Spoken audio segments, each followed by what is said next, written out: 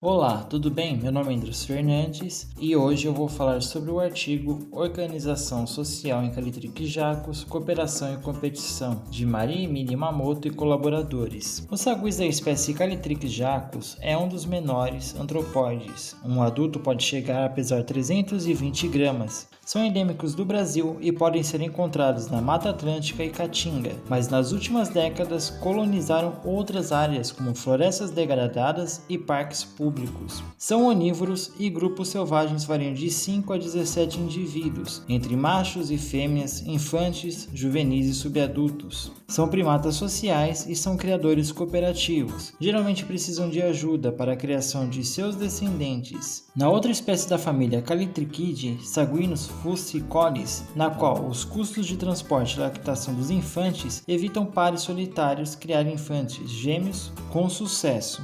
Há diferenças entre os 8 gêneros dessa família. No entanto, não houve relato de pares reprodutores solitários dessa espécie em meio natural. A necessidade de um ajudante acarreta a necessidade da cooperação para alcançar o sucesso reprodutivo. Estes grupos de calitriquídeos apresentam baixos níveis de agressão intragrupo. No entanto, a distribuição de cuidados é desigual e a presença de machos adultos e não de fêmeas foi associada à sobrevivência dos infantes. Segundo os autores, o número de machos não afeta a porcentagem de descendentes sobreviventes, mas há evidências de que o cuidado é realizado por machos adultos, e isso tem um motivo. A reprodução em saguis fêmeas comuns está geralmente relacionada ao status de dominância, e estas fêmeas competem por posições de procriação, tanto comportamental quanto fisiologicamente. Esta competição pode ocorrer tanto antes ou depois da concepção. French, 1997, sugere vários mecanismos comportamentais e fisiológicos, no qual os comportamentais podemos citar agressão intrasocial e infanticídio, quanto os fisiológicos podemos citar atraso na puberdade e supressão ovulatória. Então, dados de campo e laboratório esclarecem alguns dos mecanismos envolvidos na manutenção da monopolização da reprodução pelas fêmeas. Essa monopolização da procriação requer as fêmeas subordinadas no grupo atrasem sua reprodução. A fêmea dominante pode orquestrar isso tanto comportamentalmente como fisiologicamente, mas as fêmeas subordinadas podem ter um papel ativo nessa decisão, contestando a fêmea dominante. Existem dois tipos de relações, quando não há o papel de submissão em relação à dominância, que são contestada, que é relacionada à dominante subordinada, e dominância incontestada, ambos observados em fêmeas de cativeiro em grupos familiares. Em pares de dominância incontestadas, as fêmeas dominantes exibiram comportamentos dominantes de 3 a 30 vezes mais frequente do que subordinados, e os subordinados exibiram de 17 a 53 vezes mais comportamentos submissos em relação ao dominante. Já na relação contestada, sugerem ambos os tipos de comportamento e ocorrem em níveis semelhantes entre dominante e subordinados. Araújo e colaboradores descrevem a existência de um núcleo social que é formado por indivíduos adultos, incluindo o casal reprodutor e não reprodutor. Este núcleo social pode ser explicado como um mecanismo que o casal reprodutor usa para 1. Obter informações fisiológicas sobre os membros não reprodutores do grupo. 2. Limitar as oportunidades de cópula do companheiro com outros indivíduos por meio de agressão dirigida ao companheiro ou outros indivíduos do grupo. E isso está inserido no mecanismo de pré-concepção, que é usado por fêmeas dominantes para que seus subordinados não reproduzam.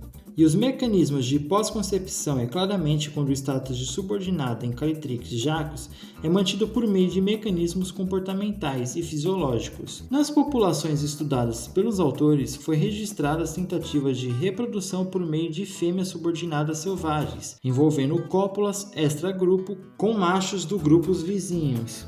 Alguns casos resultaram em gravidez de fêmeas subordinadas, que poderia terminar em aborto espontâneo devido às agressões direcionadas a ela. E a competição pelo acesso de ajudantes pode aumentar essa sobrevivência dos infantes. No entanto, ajudantes carregam principalmente os infantes dos pares reprodutores, sugerindo alternativas como 1. A fêmea dominante impede que os ajudantes carreguem os infantes de fêmeas subordinadas. 2. Machos adultos não têm interesse em carregar esses filhotes. E 3. Fêmeas subordinadas não permitem que outros indivíduos carreguem seus infantes, devido ao risco de infanticídio. Esta última explicação tem evidência, já que foi observado pelos autores 4 infanticídios no grupo após estes filhotes não terem sido carregados pelas mães. Em poucas ocasiões, todos esses mecanismos falham e podem ser observados grupos de 2 fêmeas reprodutoras. No campo, os autores dizem ser raro, correspondendo 15% dos grupos observados. Quando em grupos monogâmicos, no qual uma segunda fêmea tentou procriar em grupos polígenos, 2 fêmeas conhecidas ou suspeitas de serem parentes procriaram repetidamente, tiveram descendentes sobreviventes. No entanto, a poliginia trouxe vários custos reprodutivos para as fêmeas. O intervalo entre partos foi maior para fêmeas polígenas, entre 7,5 meses, em comparação a monogâmicas, que foi entre 5,7 meses, e a porcentagem de descendentes foi bem menor. Cooperação. Poucos estudos são feitos com machos em relação com as fêmeas, são frequentemente mais bem estudadas.